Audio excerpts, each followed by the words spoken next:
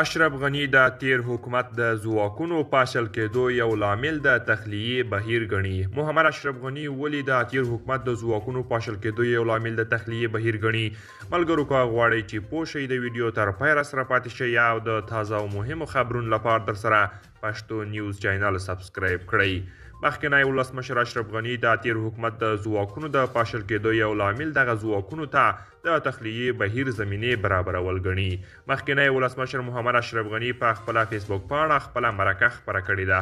هغه په دې مرکه کې د جمهوري نظام د پاشل کېدو ډیر مسؤلیت پر امریکا اچولی دی. اشرف غني ویلي د تخلیې پلان عملي کېده په خوست، جلال آباد، کندهار او کابل کې له ترهګرۍ سره د مبارزې ټولو قطعاتو ته د وتلو وړاندیز شوی و. زموږ جنرالانو ته وعدې ورکول شوي وې د ملي امنیت اداره چې یوه حیاتي بنسټ و کارمندان یې تخلیه او ویستل شول. خو د سیاسي چارو ځینې شنونکي د غني په حکومت کې د کمزورتیا او بېعدالتۍ پخلی کوي. د سیاسي چارو شنونکی صادق شینواری په دې هکله وایي د اشرف غني په اداره کې کمزورتیا او بېعدالتۍ شتون درلود. اړیکې پر ضوابطو حاکم و. ښاغلي اشرف غني زیاتوي د دوحې د سولې د هوکړې ځینې برخې یو اړخیزې وې او دغه هوکړه له کابل سره له سلا مشورې پرته د واشنګټن او طالبانو ترمنځ لاسلیک شوه. د اشرف غني د دغه څرګندونو پخلی په کار او چارو ځینې پوه کسان هم کوي. د پوهنتون استاد عبدالغفار کامیاب وایي د امریکا په مشرۍ بهرني هیوادونه او په ملاتړ یې ناټو د افغانستان لپاره له تباهۍ، بدبختۍ او جنایت پرته بل کار ترسره نه کړ.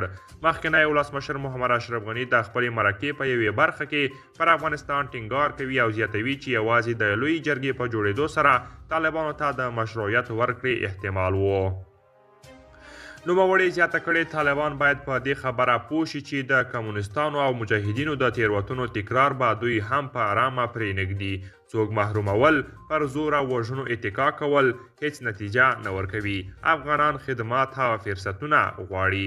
خو د چارې ځینې شنونکي وایي چې اشرف غني لا هم هڅې کوي چې خلک تیر باسي. د سیاسي چارو شنونکی وایس ناصري څرګندوي له بدمرغه اشرف غني د ښځو او ځواکونو په ګډون د افغانستان خلکو په تړاو هیڅ احساس نه درلود او نه یې لري.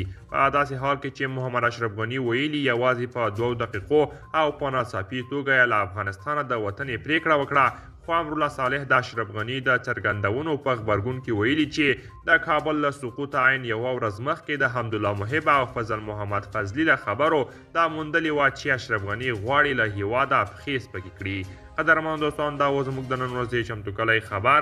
تر بیا ښه وخت.